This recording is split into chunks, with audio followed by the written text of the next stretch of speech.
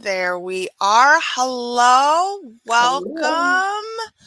I am Briar Harvey. This is the Neurodiversity Media Network. Today, I am here with Joa, and we're going to fix work. We're This gonna fix is work. so exciting. Okay. So, y'all, if you've missed the previous episode, you'll want to go back and catch our introduction.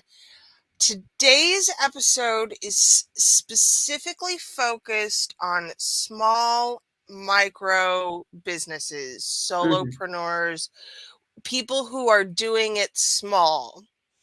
Because whether you realize it or not, most of us internalize productivity culture and we bring those things into our own businesses. And so that's what we're going to fix today. I'm so excited. Joa, how are you? I'm doing well. I'm so excited as well. This is such a good series, and I feel like our first episode last week, we went pretty big, pretty quick, and I love that we're bringing him back down to the individual level. And what better way to do that than the individual who's like trying to grow their own thing from this one man band, one woman band into a whole system of itself, right? We are a system in of ourselves, and then we can grow more beyond that, but we have to make sure that we're not inadvertently replicating all of these patterns that we absorb from our larger work culture. And how does that show up? Yeah, well, we move through our culture experience wherever we're rooted, and I grew up in the United States. Most of my work history is in the United States, so American work culture is sort of the culture that I am imbued with, and a lot of that looks like very task oriented, very goal oriented, very accomplish oriented, not so much process oriented, not so much sustainability oriented, not so much of, where are you as a person. And I will have a caveat that a lot of my work history was in psychology and social work. So there is quite a bit of talk about self care. We could do a whole episode about that, Briar, Mm-hmm. the self-care industry, um, and what that means in terms of work and who we are in the workplace. But when we talk about the cultural messages that we get, we are absorbing cultural messages all the time, largely in an unconscious sort of way. And so when we are sort of ground down by the system, by trying to be in these work systems to the point where we eventually hit a point and we say, I don't want to be in this work system anymore. I'm going to do my own thing. I'm going to be an entrepreneur. I'm going to be a freelancer. I'm going to do my side gig full time, right? Whatever it is, that moment of like, I don't want to do this anymore. I'm going to do it differently. Almost always that is catalyzed by this moment of wanting to do things differently. And that's where the trap comes in, because sometimes when we've absorbed all of these messages unconsciously and subconsciously, no matter how badly we are ground down and think we're going to do something differently, we strike out on our own and we start doing the same thing over and over again. Yeah, it's really interesting the ways in which these patterns repeat themselves, especially unconsciously. And it really takes a lot of work to unpack them. Mm. How do we determine when a practice is causing us harm? Mm. Mm-hmm. Yeah, that's such a good question. I think that we touched on this last time a bit about doing that inner inventory and building in reflective practice to just do that internal kind of self-assessment. Like, how are you doing today, self? How are you doing this week, self? How are you doing this quarter, self? To kind of check and note milestones, in positive directions and negative directions. Are we more tired than usual? Are we more engaged than usual? There's all kinds of metrics that we can look at, but usually we start to think about something not not going well when we start to feel adverse effects. And that can look a lot of And different it's ways. already not too late, but by the time we're feeling adverse effects, the problem has usually picked up steam, right? Right, right. And it's not too late to fix, but it is too late to be proactive at that point. Right. I think that's an important distinction, right? We can preempt a lot of these things before we have adverse effects. We can't preempt them once we're feeling adverse effects, but we can course correct. We can make adjustments at any point. There's never really a point where we've gone too far and there's no getting back again. At least that's my perspective. I suppose some people might feel differently.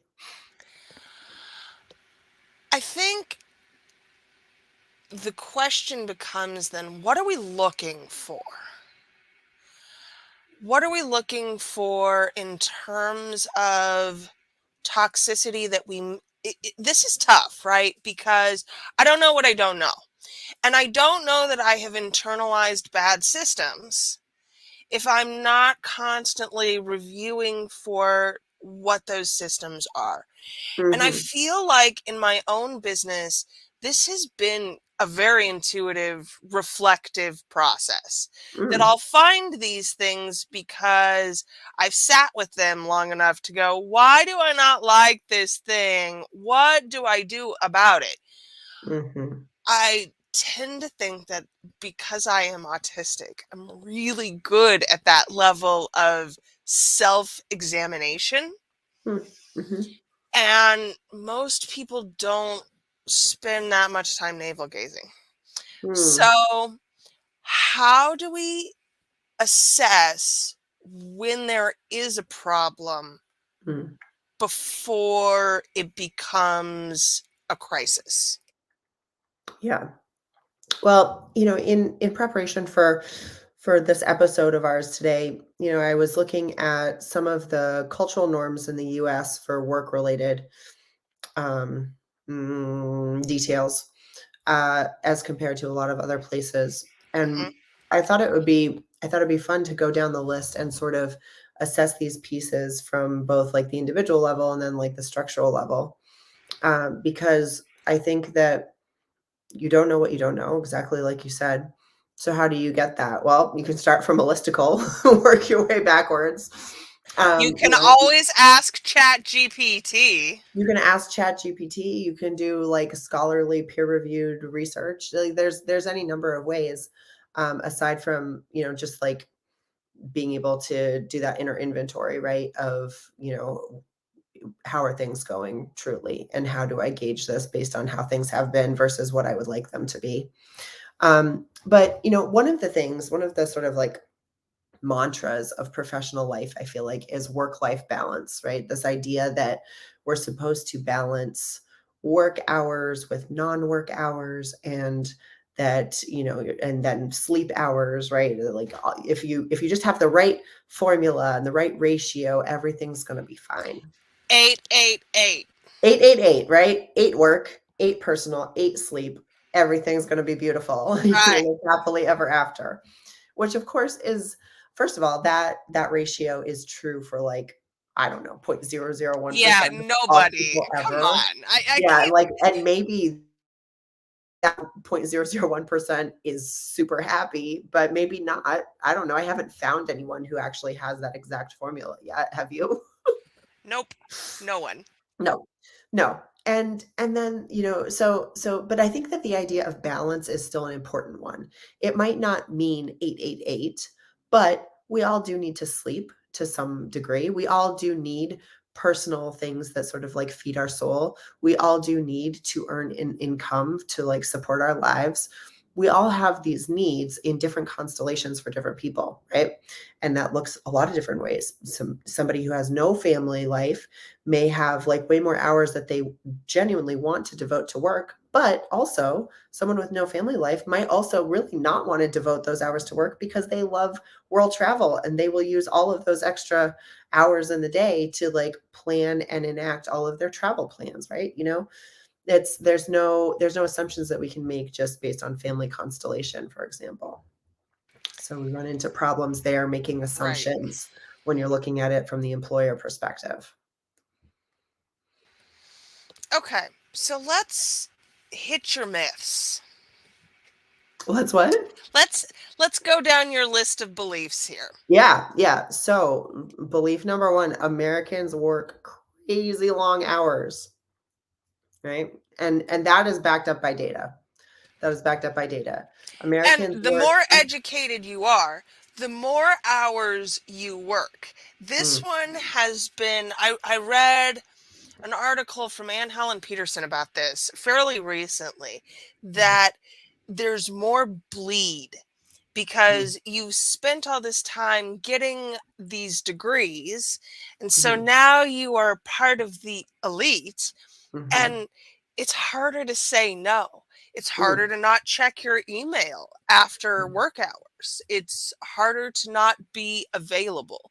I mean, when your billables are at 12-minute increments, you can get 12 minutes in anywhere.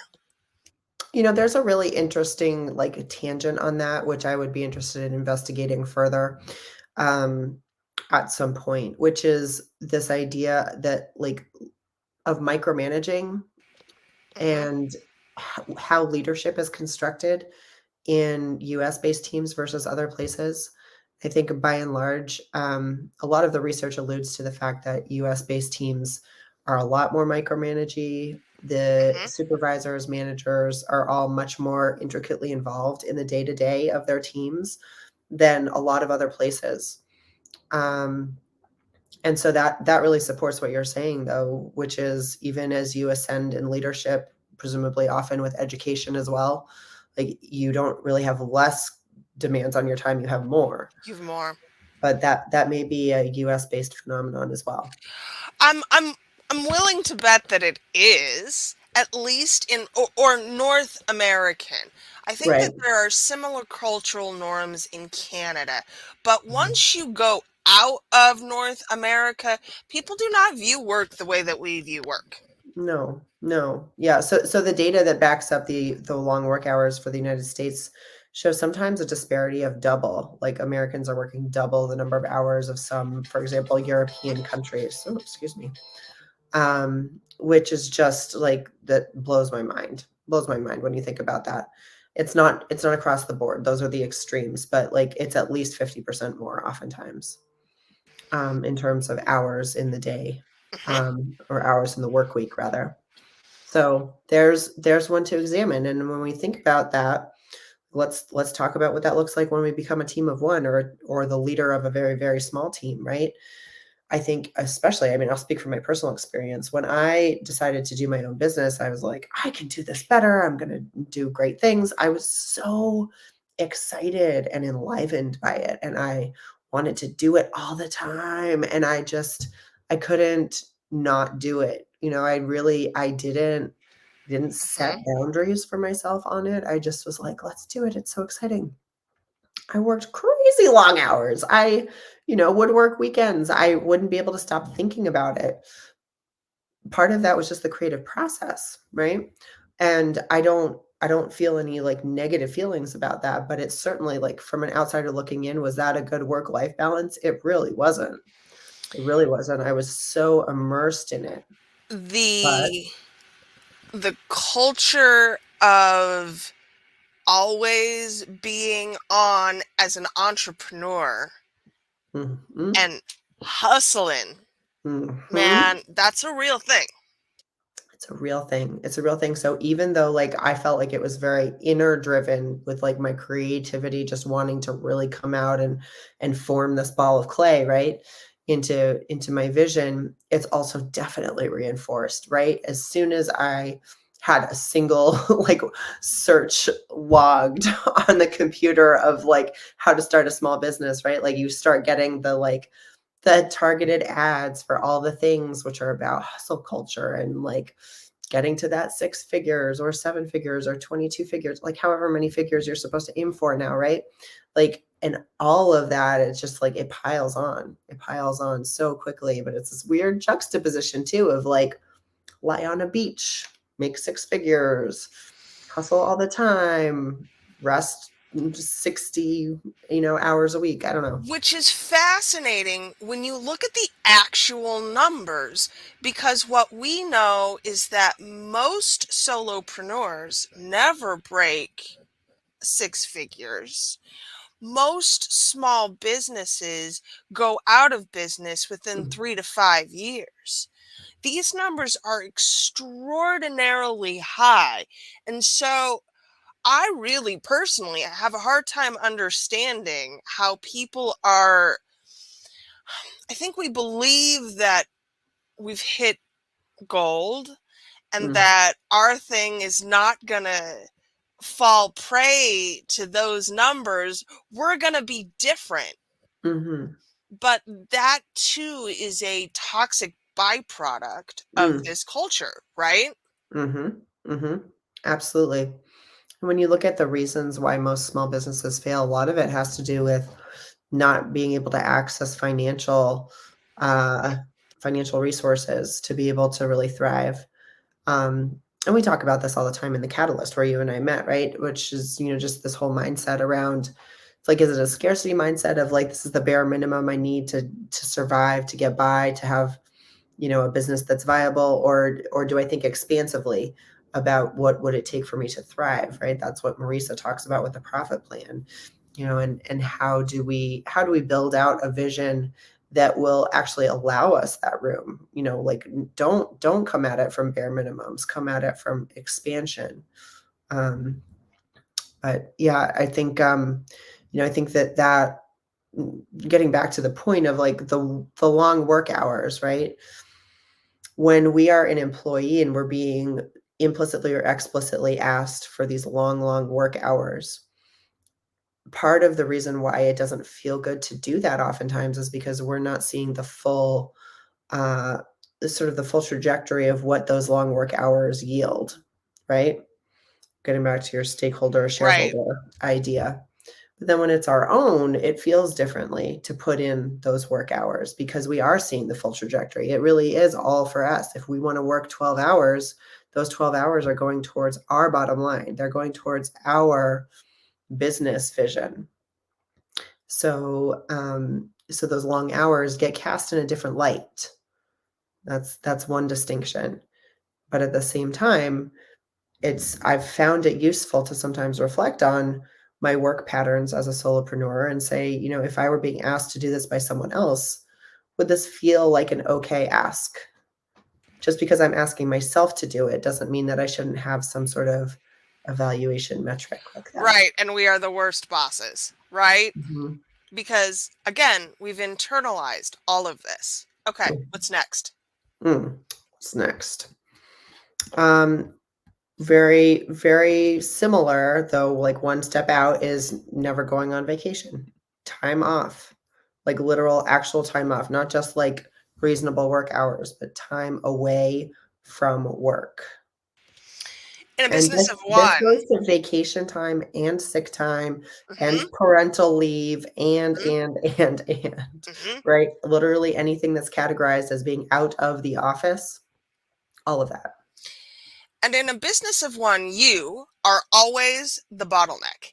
So if you can't replace yourself, then you have to create structurally things in your business that allow you to make enough to cover these times, or that you can cover income in ways that don't require you to be physically present, but you have to have an idea of what that looks like. So, for example, I take all of October off. It's um, the month my son died. It's important for me to be able to set aside that month and be with my family and my grief. This year, I will likely just rerun greatest hits. I will have a couple of people covering lives on the network to keep stuff new. Next year, I fully intend to have stepped out of this seat entirely. And so the network will run as intended because I will have given it to other people to do that in the month of October. Whatever it is for you, you got to be able to build these things in structurally. That's exactly right. That's exactly right. And part of the task of being an entrepreneur is to envision what you'll need down the road beyond the context of the here and now. Because if you don't set the pattern now before it's needed, good luck setting the pattern once something else is already established. And what do you do when shit hits the fan and you have no backup plan and you are your only source of income? Right. Right. Hmm. Right. And that really is the task at hand. And I had that experience, within the past 2 months when my dad got very sick and passed, and I had to be literally out of the office entirely for 2 weeks straight. First ever refund of a client because I knew they had just signed up for a service. I knew there was no way I was going to be delivering on it. Hmm. Like all of the steps that I needed to take in that moment. Luckily, I had thought through what it would take, and I had taken vacations, mindfully and planfully last year. So I knew ahead of time sort of what would be needed, even though I had to implement it at a moment's notice this time. But if I had just worked through last year and thought, well, it's the first year, got to grind it out, like day in, day out, not practiced in a certain sense, how to step away, it would have been much harder in that crisis situation to be able to implement those steps. Hmm. And especially, again, United States in particular, with no paid parental leave, if you decide to have children, your business has to cover all of that time. And it can't just be after you give birth either, because you don't know what will happen in the second or third trimester and whether or not you'll be able to work at the speed you were able to work before. Mhm. So these things structurally, I mean, Jesus, no wonder the younger generations are not having kids. But if this is not built in, then it will Mhm. never be sustainable. Yeah, that's right. That's right. And, like, I think having kids is like one season of life that, you know, a certain portion of people sort of think about as an automatic thing. But you're right, fewer and fewer people, in a certain sense, are really enacting that vision for their lives. But just in terms of like age, right? Like we all get older every year. We like our abilities and our capabilities change as time moves us through. It changes our bodies, it changes our minds, it changes all of these things. Let alone the context of our lives, or changing what we would like to invest our time and energy into. My friend Guy says we're all one good fall away from disability status, right? Oh, yes. There's the whole disability element of it too. Like a lot of able-bodied people, sort of never think twice about, well, what if I wasn't an able-bodied person? What would that look like? And all of these contingencies are things that you have to be acutely aware of, as an Disability in particular, y'all, especially again in the United States, disability insurance is means tested, which means if you make more than a certain amount of money, you don't qualify for it. And it is, for all intents and purposes, enforced poverty because disability payments are not enough to live on. no, And so you can get them or you can make enough money to support yourself. Again, build this into your business. Have a plan. that's right. That's right. You got to plan for all the things. The next category on the list, it's actually like three different entries, but they are all about the same thing, which is how we move through like a 24-hour period. So eating lunch at your desk, Bad, I'm not taking very breaks. occasionally guilty, although I worked Yeah, really hard on that one. Yes. yeah, not taking breaks during the day and sending emails after work hours. Mhm. So it's sort of this idea that like we're just from the moment we wake up to the moment we go to bed, we're available to do work related tasks and we don't really do anything other than that. If we do other things, we do them at the same time as work tasks. We eat at our work desk, and it's just like this idea that we're literally carrying the work with us like for all of the waking hours. Which again, with my experience of being an entrepreneur, like I certainly did that and it was creative and vibrant and wonderful in the early days, but it's not sustainable. No, and it's very draining over time. It's very draining over time, and part of my entrepreneurship journey is also understanding like the seasonality of work and of a business over time. There will be these intense periods, but there will also be these like slower periods. You have to build in these different seasons to it to make the whole rather than just trying to go at one pace all the way through. 'Cause it gets very tricky to maintain anything over time, no matter whether you set it at a breakneck pace or a snail's pace, doing the same thing day in and day out, week after week, year after year is nearly impossible. And for small businesses in particular, especially people who are managing their own social media, there's a Mm, lot of bleed here into regular time because it's all on your phone. You have the ability to check Facebook, check LinkedIn, just get a quick DM sent. You know, truly, this is probably one of the biggest thieves of time when you yeah. are a small business owner. And I think even if you are hyper aware of it can be very easy to just lose track.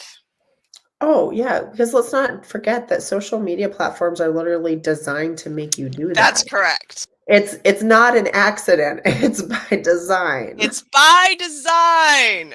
It's by design. So when you do that, you're it's not because you've got a shortcoming or you're not being intentional enough, like it is designed to like have you say, "Oh, I'll just check this thing and then scroll for 2 hours." And there are techniques that you can use that can help you get away from that. I truly recommend that everyone track their time with Mhm. as much closeness as you are able, because the more you track your time, the more you realize how much of it you spend on stupid shit that you would not be doing if you realized. I Absolutely. also recommend, especially for my neurodivergent folks, either two separate phones. I have a work phone and a home phone because my home phone has, I mean, and I work at home. So it's the upstairs phone and the downstairs phone. But the upstairs phone does not have social media on it. Yeah. It's also in grayscale. So there's not any need for me to actually, there's no colors, there's much less dopamine. It's Yeah. really much more likely that I'll pick it up, use it for what I need it for, and then put it down. Yeah. That you're to be commended. That is excellent advice. I'm so glad to hear that you're doing it. I mentioned last time some of my clients who have the best quote unquote work-life balance are government employees Right, because because they just can't. it's strictly regulated as to whether you can or cannot be on a device doing work things, not, during work hours. And so they just don't. And that is something that, I would wish for everybody to be able to have that distinction so solidly. Because sometimes, like let's be honest, sometimes we respond better when we're told that we can't do something than if we're just left with wide open choices. Not all things, not all Right. things. I'm not condoning an authoritarian regime. I'm just saying that there's sometimes that, really strict boundaries like that can make a huge difference for ourselves. And because these things have been programmed into us, Mhm. boundaries with ourselves are really healthy. This is the way that we create the kind of structure that we need rather than feeling like they're oppressive. Mhm. Mhm. Absolutely. Absolutely. Boundaries make the world go round, and especially and we have to start with ourselves. We have to start with ourselves before we can really do them very well out in the world oftentimes. So let's start with ourselves. Let's do it. Okay. Do we have anything else? There's one really interesting one on this list, which is that Americans don't socialize well with their coworkers, which I found to be a Interesting. fascinating thing to think about. So, I think that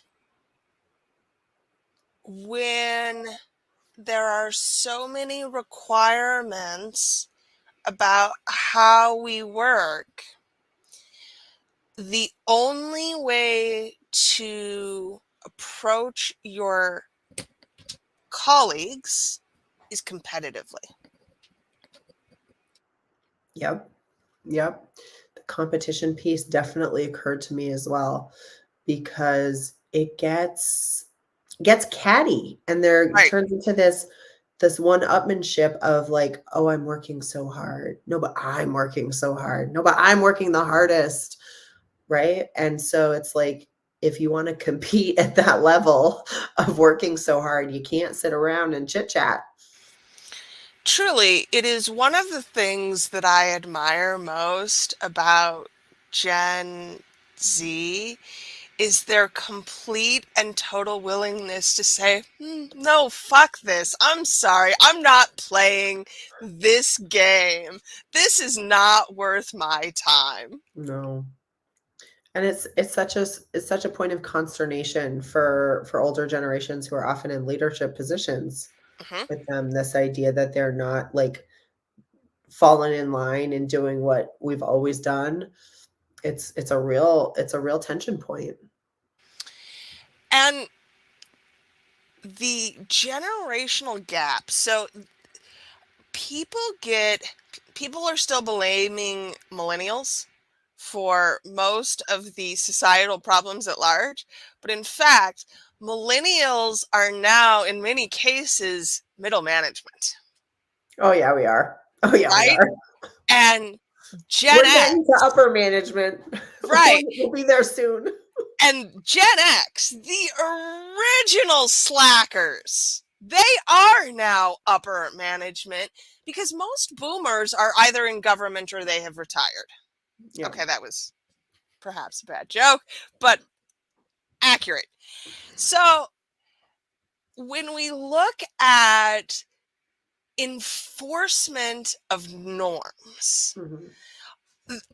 all of these generations have come along and said, we're going to do things differently. Right. And they get in, and I think there's been some slow procedural changes, Mhm. but it's taken all of those things for us to reach a place where Gen Z now can say completely sincerely, I'm here to do the job I was hired to do. Nothing more, nothing less. Mhm. Want me to do more? Pay me more. That's Mhm. it. Right. We don't have to get emotional about it. This Nope. is just the situation.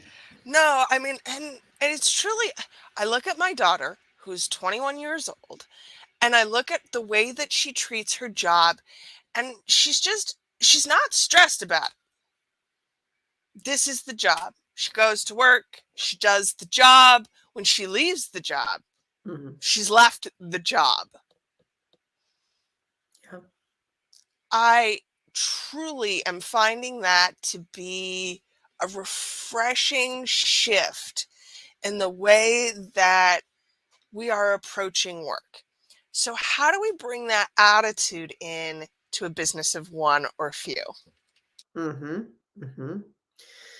Well, it has to start to look like those boundaries with ourselves, right? You know, the idea of putting work down, having a separate work phone, having dedicated time and, you know, to do something else. And there is this pressure, right? We have to build in the passive income, and we have to be ready for, you know, when we need sick leave, when we need to take a vacation, right? It's like there is that sort of real motivational drive that's, you know, financially tied, of like, we are supporting ourselves now. This is it. There's no one's coming to save us. It's just No us. one's coming to save us. Right. Yes. But it's also like, if no one's coming to save us and we burn out, then what? Then what? Right? Like that's the what if that you've got to look at really hard when you're like, no, no, I'm just gonna put in this like full weekend doing work with no break. Like, yeah, and then you burn out, then what? Hmm. Right? Take the break before you need it. Even if you're not sure what you'll do with the time, take the break before you need it. And work it backwards, right? Mhm. That is implicit in, I think, so much of what this piece entails.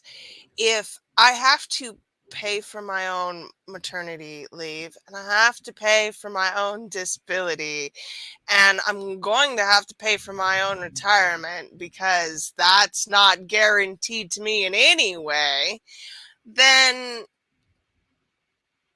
I need X amount.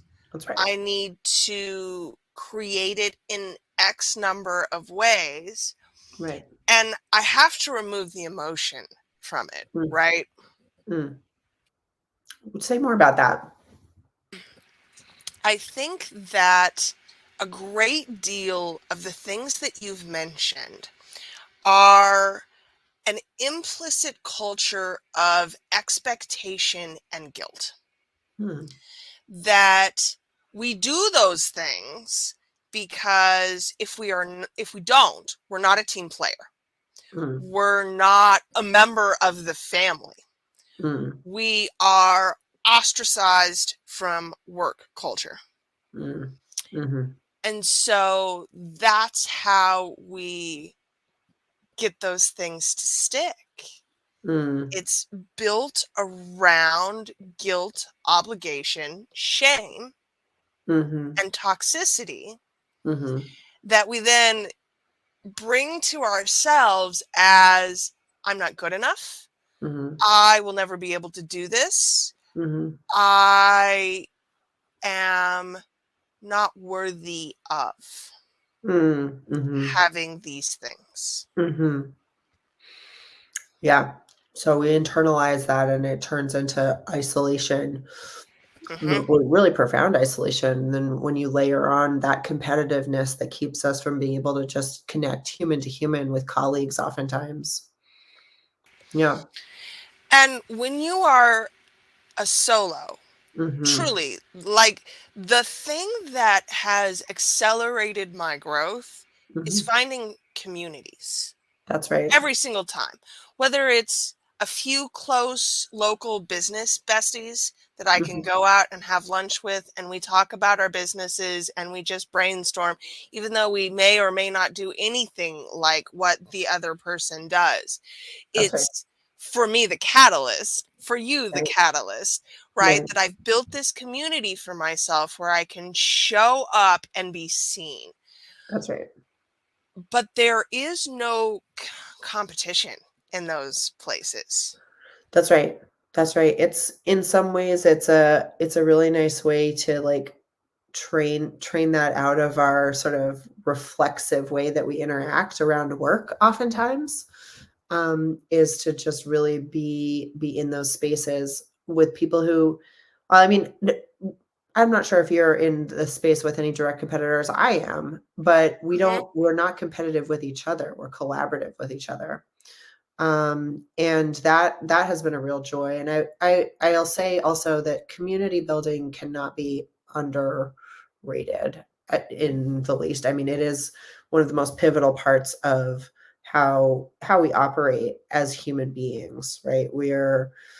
we are sort of wired to be relational, and community building is the thing that gets us through a lot of hard times. And outside of the Catalyst, I also have a group of entrepreneurs who meet on a twice a month basis, and we're not in each other's spaces in terms of our businesses, but we have been meeting twice a month for 2 years now. I mean, like, Hmm. there's nobody who knows me better, in a business way than these women do. And it's literally changed my capacity as a business owner Now, just to be in that space, in just out that of community. curiosity, is this group paid? No. See?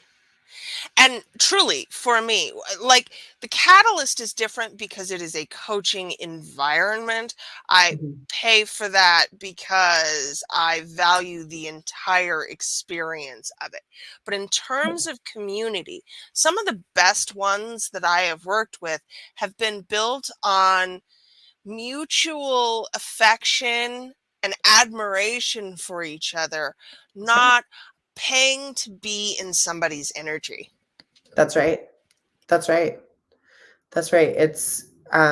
Yeah, you're right. They both have value, but there's something that is truly remarkable about just organically formed community groups. Hmm. Yep. And if you do not have one, I encourage you to go out and make one. And it is as simple as uh, the last mastermind group that I was in, I created, and it was very much, hey, ladies, I love what you're doing. Let's get together every week and talk about our businesses. Right. And we were together for about 18 months before schedules fell out and things just. However, even though we no longer meet on a regular basis, those women are some of my biggest fans, right? They share my stuff, they're constantly doing things with me and for my business. These groups may not be permanent, but you just build them by saying, hey, you, I like the cut of your jib. Let's hang out for a while and share notes. That's right. That's right. Yeah. I mean, admiration takes you far. It really does. Yeah. No, I completely agree. I completely agree. And I think there's one tiny add-on from that list that I'll just mention because it's kind of related to this too. One of the call outs was that Americans by and large don't really take pride in what they do or work. Ooh, I really want And to unpack that. it's a compelling, sort of juicy little thing to end on. We're practically at the end for today, but I was thinking about that really hard as it relates to solopreneurship, Hmm. because there's this whole emphasis of you have to be the face of your business, you have to be so proud of it, you have to be putting it on social media all the time. But a lot of people start their businesses as a side hustle that they can't really publicly come out and scream from the rooftops because of a lot of reasons. Hmm. And some people want to do their business and they don't want to be the face of it. They don't want to be having to scream from the rooftops about it, right? There's so many facets of it that are really interesting to me, in the context of team of one, or head of a small team. I also, there's a lot of emphasis on starting with why and Mm, doing what you love. And that if you do what you love, the money will follow, mm, which has led many people, myself included. I'm very guilty of attempting to monetize my hobbies, mhm, which is terrible. And then you put all of that in a bowl, mhm. toss in imposter syndrome, and you're left with a bunch of people who aren't sure if they love what they do, but do feel really guilty that they don't love it as much as everybody says they should. Yep. Mhm, mhm. Yeah, and don't feel too guilty about having tried to monetize your hobbies, by the way, because I think that that was explicit advice for like 15 years Right. on all channels. Right. I think we really lose sight of the idea that it's okay to make money Mhm. separate from our passions. Yep. Yep, absolutely. 100%. And this is especially true for people with jobs, but I also know people with businesses who don't love their business. I don't think people go, well, not everyone goes into real estate because they like houses. They go into real estate because they have really great commissions. Right. Right. So it's okay if you don't love it, but we truly there is an expectation in the entrepreneurial world that you're doing it because you love it. Mhm. Yes, that's true. Let's bring it back to our fix work. Like, what are our bottom lines for fixing work as it pertains to our micro businesses? It looks like finding the culture and forcibly removing it from your business. Mhm. Mhm. Yeah, absolutely. Setting boundaries with ourselves. Practicing setting boundaries with ourselves, not arbitrary ones, but ones that pertain to exactly what you just said. And once we set them with ourselves, it becomes much easier to set them with clients. Mhm. So Mhm. I have talked about this before, but I'm not a quick start. I do not work well on a short deadline. Mhm. And I have built a lot of margin into particularly my service offerings because we are not about that productivity culture here. And part of working with me is that we release some of the expectations around when Mm. things happen. Mhm. I had to set those boundaries for myself, though, first, before I could ever say to a client, no, actually, that's an unreasonable expectation. This was the guideline that was set out in our initial contract. This is when you'll hear from me. Mhm.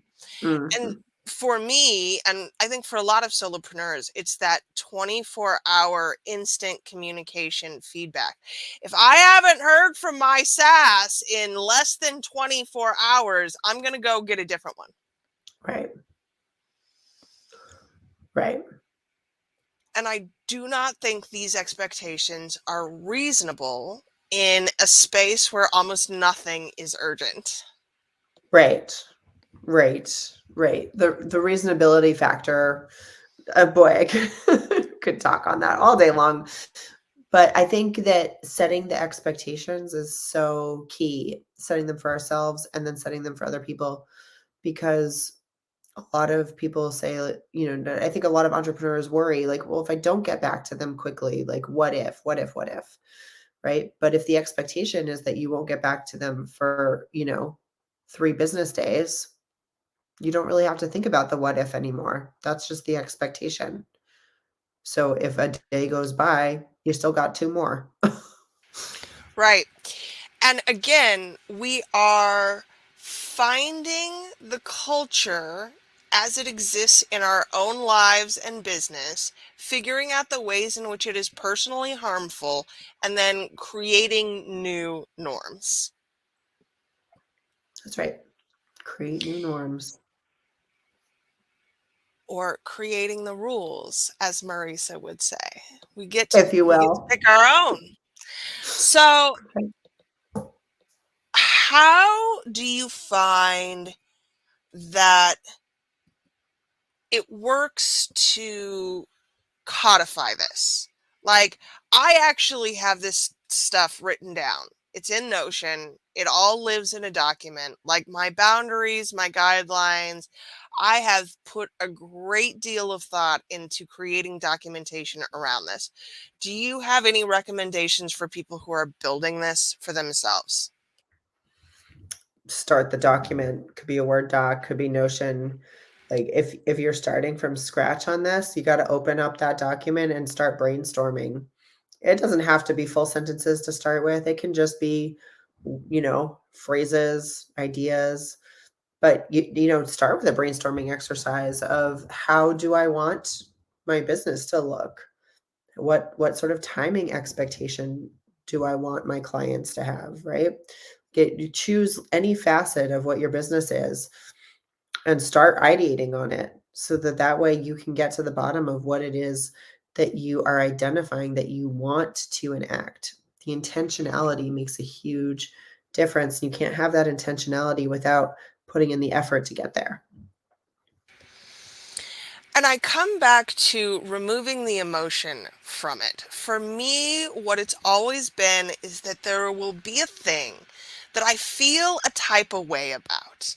And I Mhm. don't know why I feel that type of way about it, but I really have found that if I sit with it, there's always something inherently destructive around whatever that thing is or why I feel that it has to be this way. And if I can create new structures, then I've removed my emotion about it. I've removed those negative feelings. And now it's just this neutral thing that exists Mm. that allows me to feel okay about it as opposed, positive emotions in your business are great and they aren't going to be the thing that sustains you. So for me, it's been about finding the things that I hate and getting rid of them. Mhm. Mhm. Yep. Absolutely.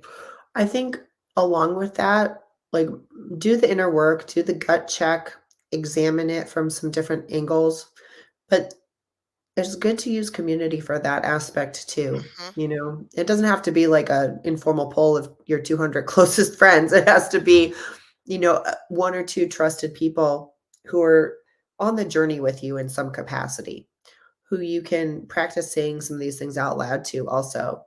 Because I'm like this. I mean, I can ideate all day long in my head. And sometimes I really can't get to the bottom line of what it is that's bothering me about something until I say it out loud to somebody. And it's not even about what they say back to me. It's just the process of saying it out loud to someone who's listening and hearing, really hearing what it is that I'm saying. And so I think it's important to get to know your own process for you develop, how you develop. That's the end of the sentence. Get to know your own process about how you develop, and then work that process. If it's journaling, journal. If it's writing in Notion, write in Notion. If it's talking with a trusted friend, talk with a trusted friend. Whatever it is that is your process, do that. Okay. So I want to wrap with then, what does a small business or solopreneur look like when it's fixed? What does a healthy business look like? What's the end point here? Boy, that's such a beautiful question. I want to hear your answer too. I think that a fixed solopreneur business looks like a business that is thriving and supporting the solopreneur and adding to their life, not just providing for them, but adding to their life in some tangible way. When you look at the totality of moving through the world as a person, as a business owner, as whatever piece of identity feels important to you, that being at the helm of that business has added to your life. Yeah, I think it's about having clarity about what the thing is and always where it's going, at least in the broad strokes. That a healthy business is one that you can. I often refer to businesses as like pets, right? They're separate from you. It's its own entity. And you know it's healthy when you can take it to a vet and get a health check. And your business is the same when you can sell it, when you can replace yourself, when you can take time off. So when your business is a healthy entity, Mm, you will be able to see it in the coat, right? It's nice and shiny. It's visible that this is a strong, healthy entity. right. Right. I like that. I like that. And I think that sort of inherent to all of those things you listed for a healthy business, it's almost a sense of self-sustaining about it, Yes. right? It could be sold, it could be out there in the world belonging to someone else and it would be fine. You could be away from it for an extended period of time and it would be fine. Yeah, I don't want to liken it to raising a child, but there is a little bit of that to it. That you Mhm. spend 18 to 25 to 30 years creating this adult person, and then Right. you send them out into the world, and your business is, it's not going to take that long, fingers crossed. But it's got the same kind of feel to it. You're making something that can go out into the world and be an autonomous thing separate from you. Yeah. Yeah. And that takes real work, y'all. But that's how we fix work, is by defining the ways that work works for us. That's right. Okay. So next time, mid-size businesses, is that Yeah. what we're looking at? We could work our way up. Let's keep Okay. working our way up. Y'all, thank you so much for being here. This has been absolutely amazing. Joa, truly, like, I'm going to be so sorry when this series is over because getting to hang out with you is just so much fun. And folks, if you are looking to create your own workshop style masterclass, you should reach out and let me know. That's briarharvey.com/partners. We are booking right now for June and July. So get yourself in before it gets out of comfortable ranges. Yes, I'm very excited about what we're doing over here. Thank you all for coming, and we will see you next time for Fixing the Midsize Business. Have an amazing day.